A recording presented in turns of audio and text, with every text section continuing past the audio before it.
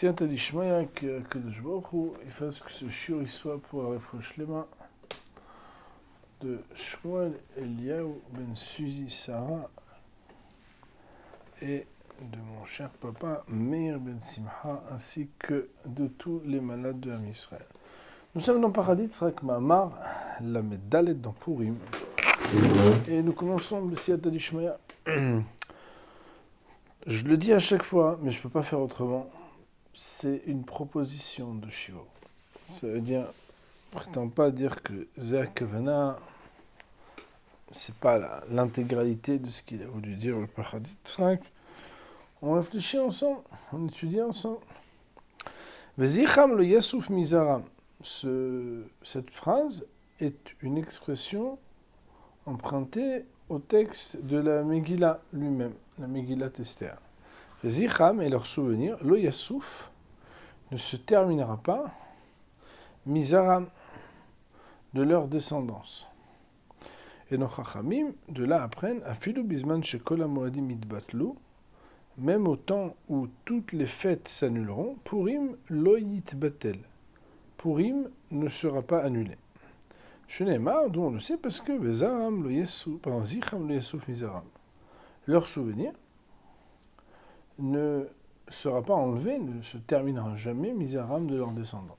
Autrement, il y a quelque chose ici de l'éternité de Purim, dans l'éternité de l'histoire de Israël. D'ailleurs, le Rambam, donc à la fin des lois de Megillah, c'est ce que je cherchais tout à l'heure, Perik Bet Halacha Yutret, je vous le cite à l'oral, est marqué Kol Sifra Nevim Bechol Aktuvim Atidim Ni Botel Limot HaMashiach, Chutz Megillat Esther. Voilà que le Rambam, bon, alors Raïvid n'est pas tout à fait d'accord avec cette manière de dire les choses, mais le Rambam dit tous les livres de Nevi'im, tous les livres des prophètes, Vechol Aktuvim, français, je pense qu'on a l'habitude de traduire les hagiographes, Atidim li batel limot HaMashiach, seront amenés à être annulés limot HaMashiach, au temps du Mashiach.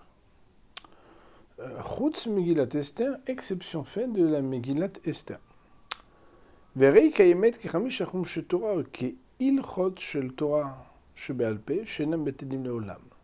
Et elle va rester comme les 5 livres de la Torah et comme les lois de la Torah orales qui ne seront jamais annulées. Donc le Rambam il nous dit vafapi shekol zikaron atzarot yivatel.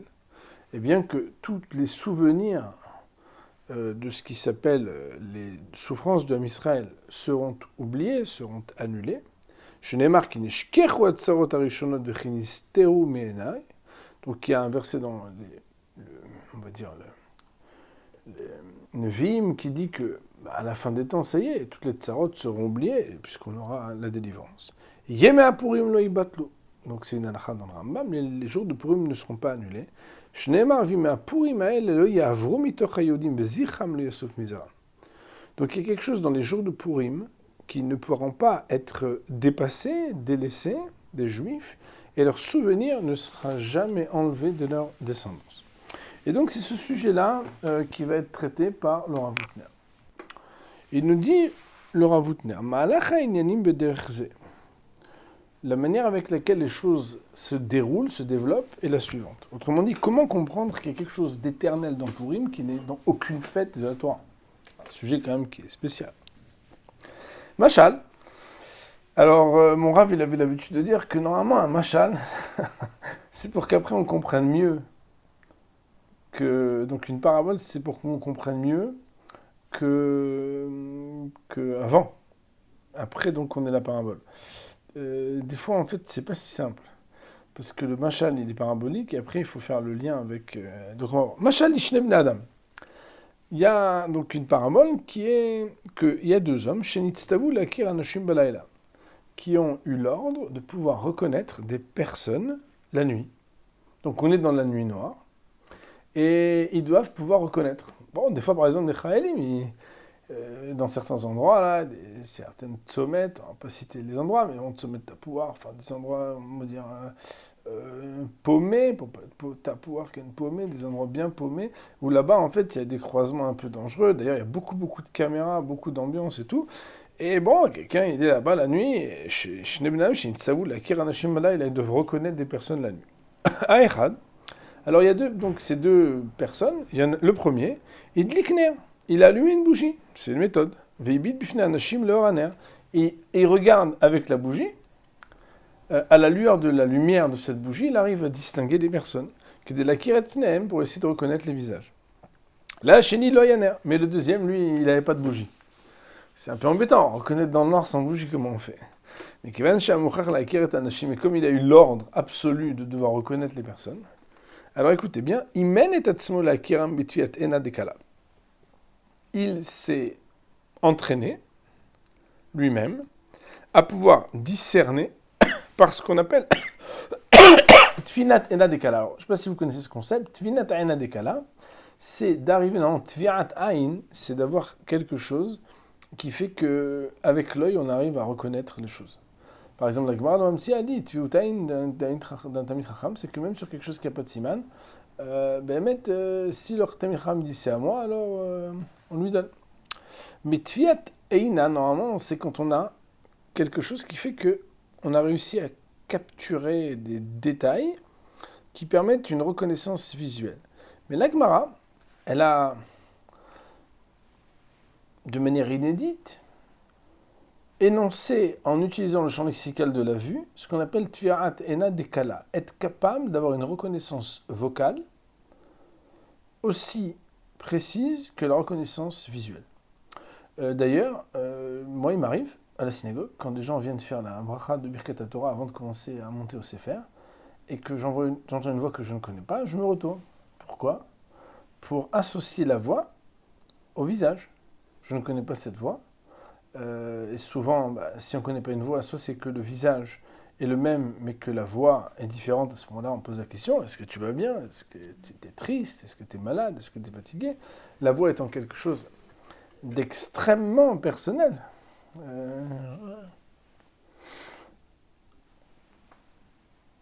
Le deuxième, puisqu'il n'avait pas de bougie, il s'est développé un talent à pouvoir reconnaître les personnes avec Tfiat Ena Dekala. Venimta.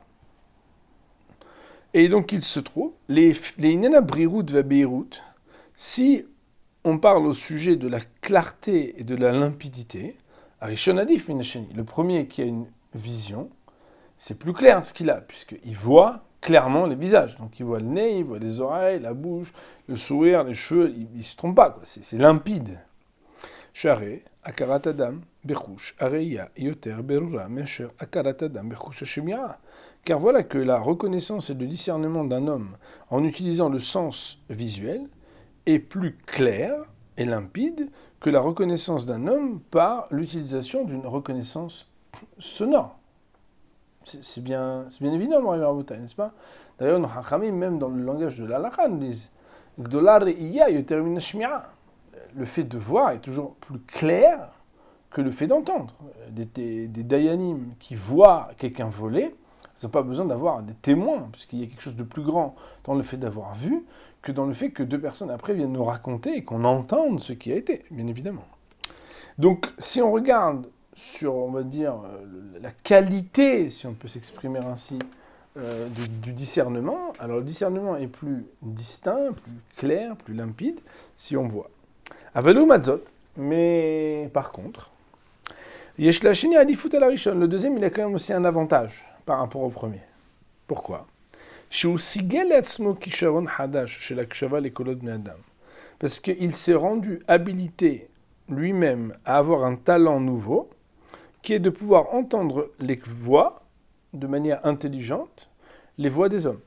Autrement dit, il y a quelque chose de plus qu'il n'avait pas avant.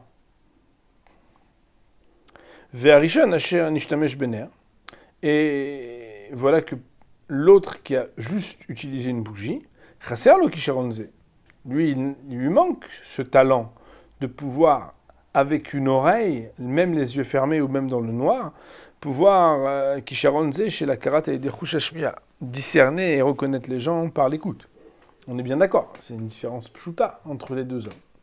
Donc d'un côté, si on parle de la qualité du discernement lui-même, c'est vrai, fine, le premier, il voit, alors que le deuxième, il entend.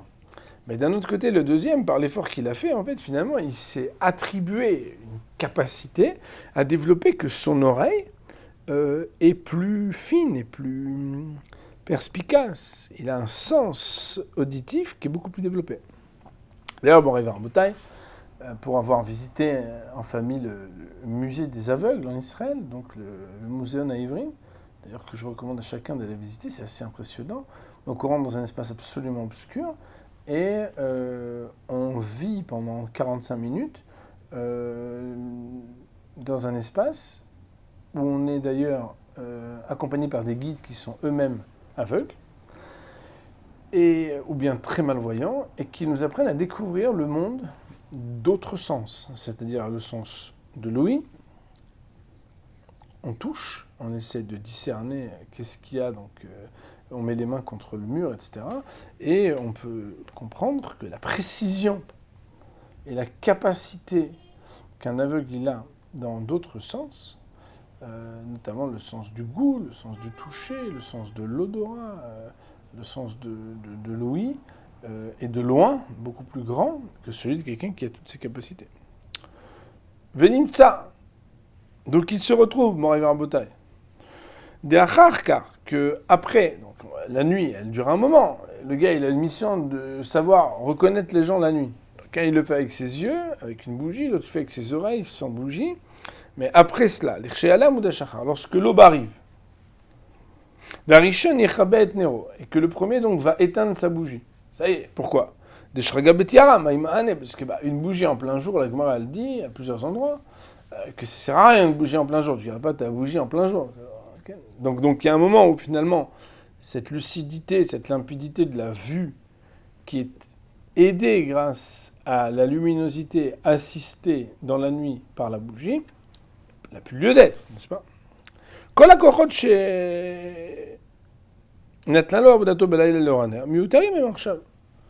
Toutes les forces qui lui ont été données pour pouvoir travailler la nuit, grâce à la lueur d'une bougie, sont totalement supplémentaires. C'est-à-dire, ils ne sont pas indispensables, ils sont meyutarim, en trop. Il n'en a pas besoin. Avalo Matzot, par contre, Hacheni, le deuxième, Naïd Shavgam ou Makireta Anoshim. C'est vrai, certes, que maintenant, il arrive aussi à reconnaître les personnes, puisque maintenant, le jour est levé, donc il voit tout le monde. Ouais, on est ensemble, peut-être, tout le monde est là. Mikol Makob, néanmoins,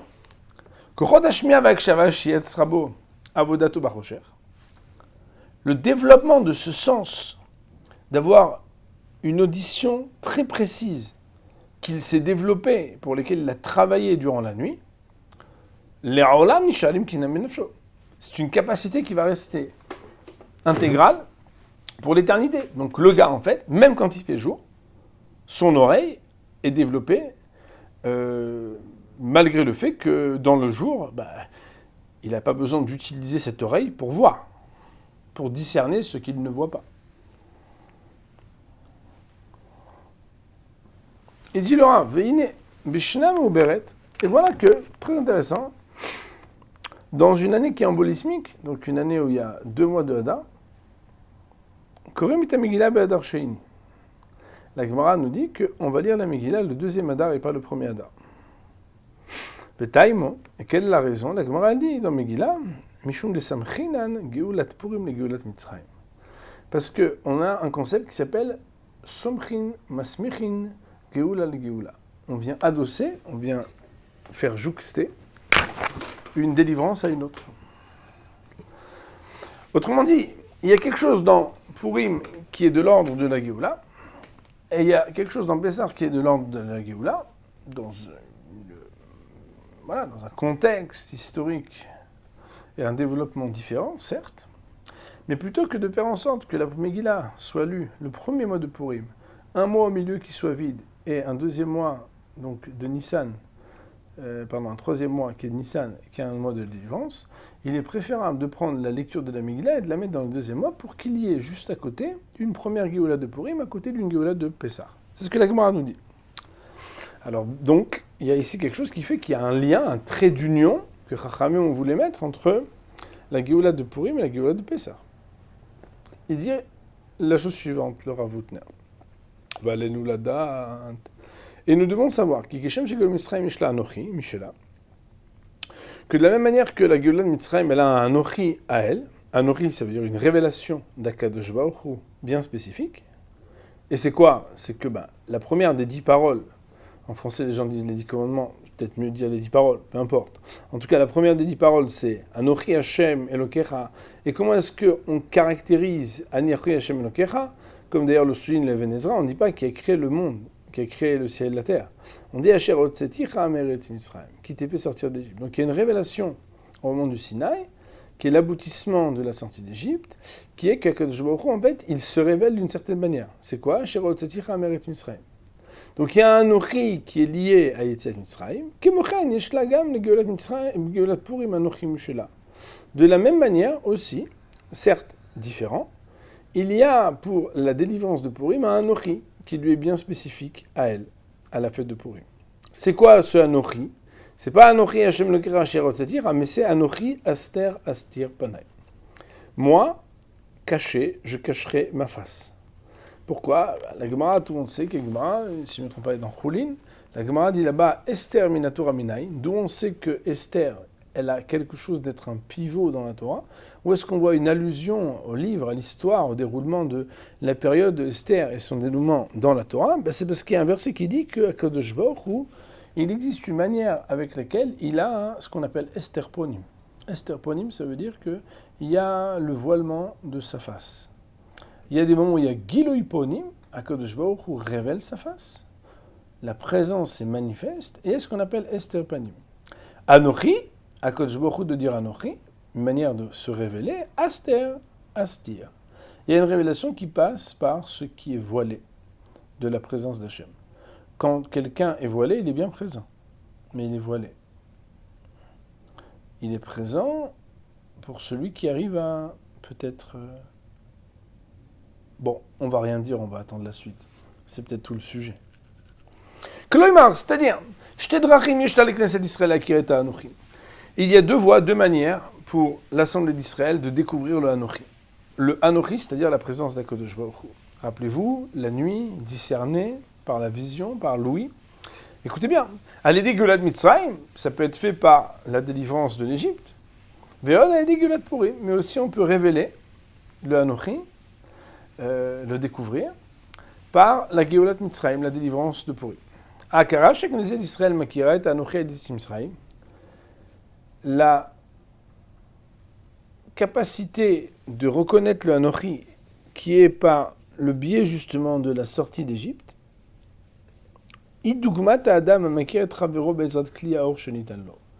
ressemble à cet homme dont on a parlé tout à l'heure dans la parabole, qui reconnaît et discerne son ami à l'aide d'un outil lumineux qui lui a été donné. Autrement dit, il y a une lumière, il y a une bougie, il y a un éclairage. Cet éclairage fait que je peux regarder et voir le visage et reconnaître. Veilou, alors que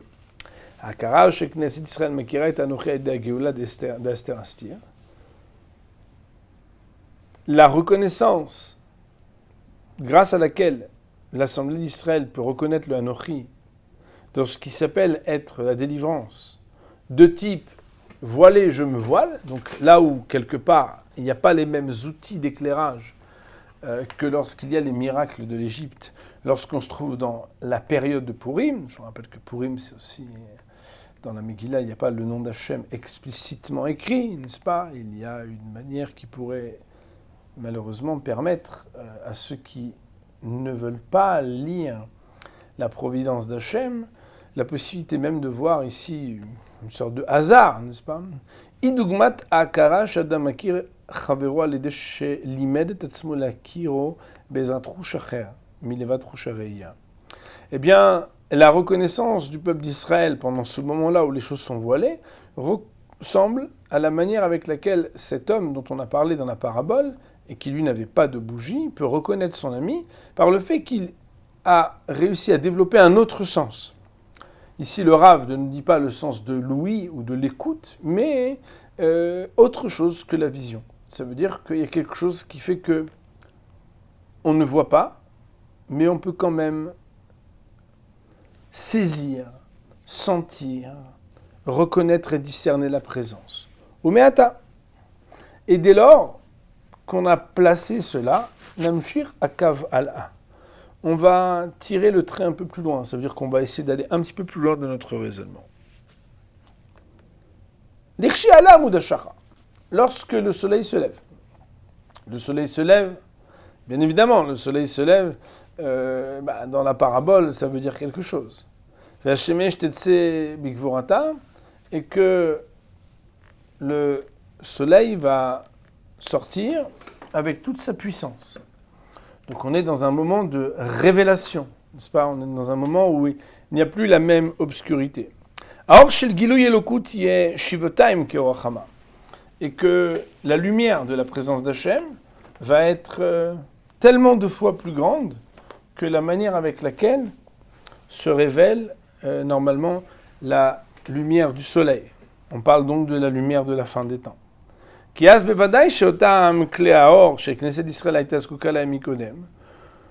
Qu'alors, bien sûr que l'Assemblée d'Israël, qui était jusqu'à présent nécessairement attachée aux outils qui lui étaient donnés pour découvrir et pour voir la présence d'Akadosh Baruch Hu, vont être annulés automatiquement. Pourquoi? Parce que ça ressemble exactement aux bougies qu'on n'utilise pas on est en plein jour. C'est normal. Il y a des moments où il y a tellement de grande lumière que parler des miracles de la sortie d'Égypte, quand on parlera des miracles de la fin des temps, nos Chachamim nous disent, on n'en parlera plus. Pourquoi?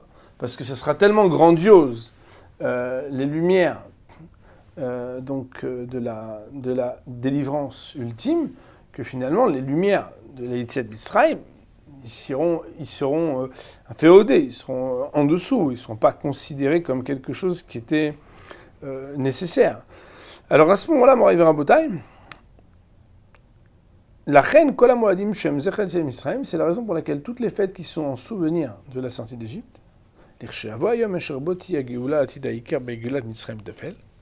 lorsque viendra le jour où la Geoula Atida, c'est-à-dire la délivrance et la rédemption finale, deviendra essentielle, principale, et que la délivrance de l'Égypte deviendra accessoire, annexe, ce ne sera rien par rapport à celui qui a 200, il a aussi 100, donc qui peut le plus peut le moins. Alors, quelque part, toutes les fêtes seront incluses et soumises et annulées à la lumière grandiose de la délivrance de la rédemption. Alors il dit le Rav, mais attention, et là des Kol Zeu B'Shara Moadim, mais tout ça c'est uniquement pour les autres fêtes. Des Sodam ou Aor Shigulet Mitzrayim qui sont fondés sur la révélation par une lumière, comme Yetziat Mitzrayim. Aval Geoula de Purim, mais la délivrance de Purim,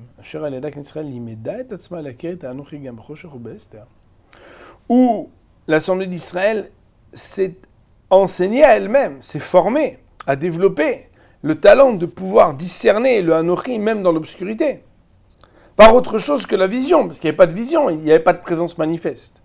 Alors là, Bevadaï chez Eisher Kinyanoilom, ceci certainement restera comme une acquisition de l'âme, Benafshash avec les d'Israël, comme caractéristique de l'essence de ce que ça veut dire être un juif, Afilou lachar shalom shachar, mais après que l'aube n'arrive.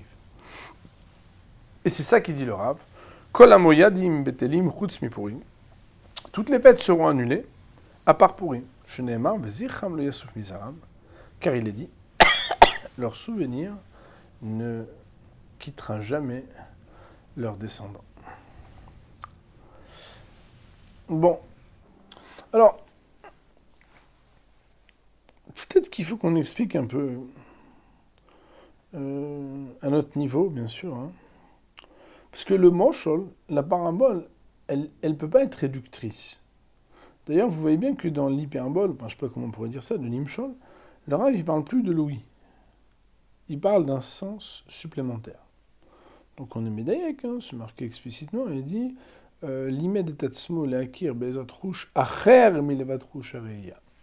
Donc quand Akadosh Baruch Hu se révèle de manière manifeste, alors Am Israël le perçoit de manière manifeste. C'est la manifestation d'Hachem la plus large. Comme le dit le Rav Dessler dans Chelek Bet sur Purim, il explique que le déroulement de Purim a duré de longues années. Nous le lisons en quelques dizaines de minutes. Bon, chez certains, ça dure 1 heure, ok. mais ça peut être lu en quelques minutes ou quelques dizaines de minutes. Et finalement, de bout en bout, en fait, il n'y a qu'avec une rétrospective et une hashkafa, une conception particulière, qu'on arrive à avoir un peu plus qu'une histoire où tout est bien, qui finit bien. Ils vécurent heureux et eurent beaucoup d'enfants. D'ailleurs, tout celui qui réduit l'histoire de Purim à une histoire banale est passé à côté de ce qu'on appelle être le miracle de Purim.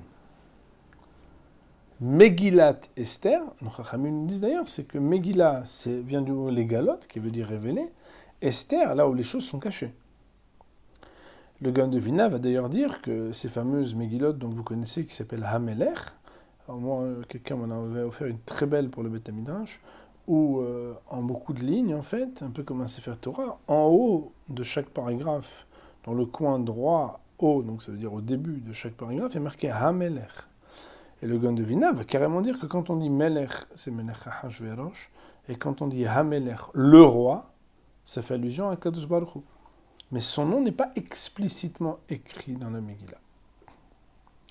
Si bien que, quelque part, si notre existence consiste à révéler la présence d'Hachem dans nos vies, il y a des fois où Kadosh Baruch Hu nous fait des clins d'œil et des sourires. Il y a des fois où Kadosh Baruch Hu est visible. Akadosh Baruch Hu révèle par sa anhaga un gilui panim, un visage qui révèle. Mais comme vous savez, Moray Barbodaï, dans le panim, il y a aussi un pnim. Même lorsque le visage est révélé, le visage, en fait, il est juste un reflet de quelque chose de beaucoup plus profond. On ne peut pas dire que parce qu'on connaît le visage de quelqu'un, on connaît son intériorité.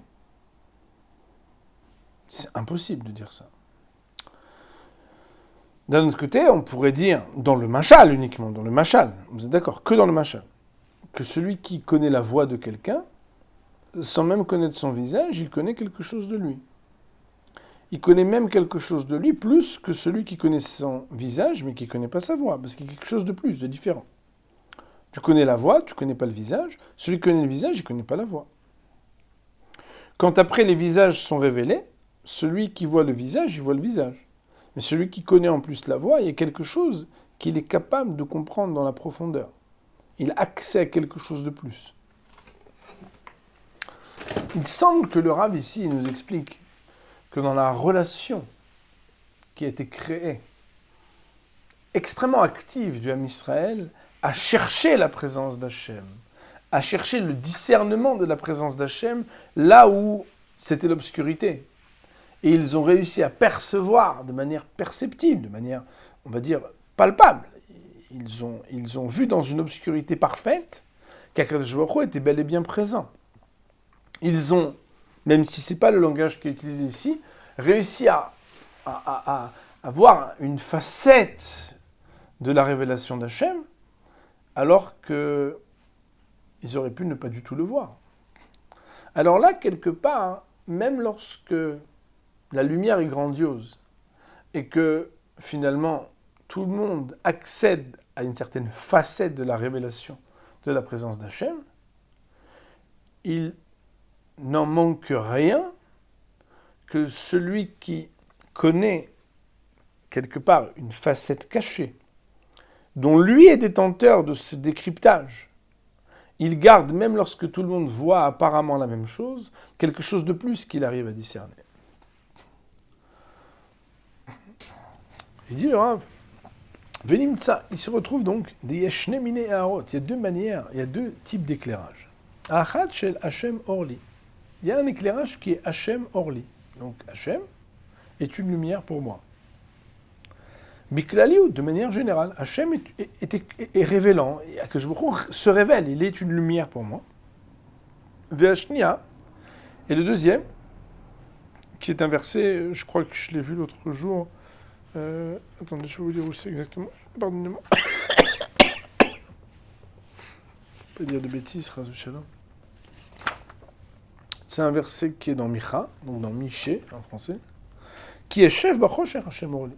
lorsque je suis installé dans l'obscurité, Hachem est une lumière pour moi.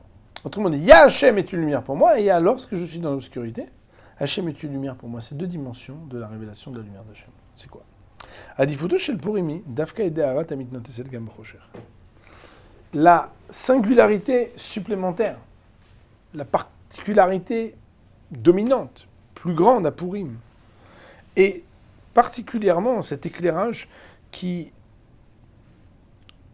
sort, qui va luire et éclairer même dans l'obscurité. Et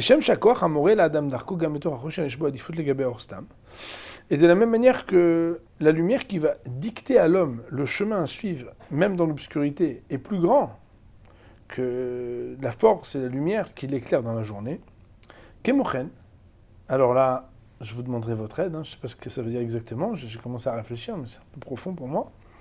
De la même manière, Otam pnine adat, ces mêmes perles de conscience, de prise de conscience, amitnotzetzim, qui viennent et qui émanent, qui luisent, qui éclairent, betocha idaat shel ad deloyada, qui viennent de l'inconscience, de la non-conscience, de la perte de conscience, du ad deloyada, c'est-à-dire l'état qui nous est demandé après qu'on ait peut-être appliqué et accompli la misère d'avoir bu suffisamment, jusqu'à ce qu'on ne sache plus, alors là, ce qui peut se révéler, là où quelque part, il n'y a plus vraiment de révélation limpide, Yekari même Beyoter.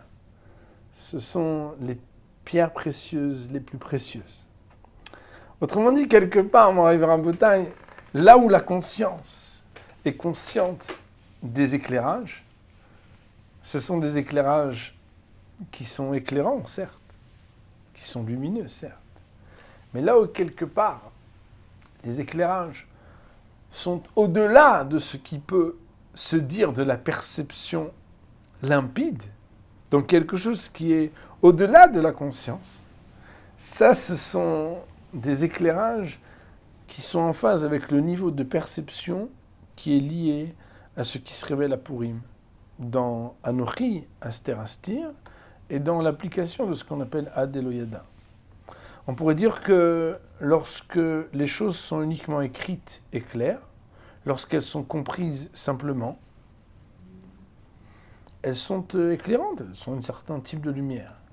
Mais lorsque les choses sont lumineuses alors qu'elles ne sont pas écrites clairement, lorsque on a comme une inspiration ou un entendement dont on ne peut pas vraiment dire d'où il est venu, une sorte d'inspiration, alors là, Moravi Rabotai, il y a quelque chose de plus, il y a quelque chose de plus grand, il y a quelque chose de plus profond.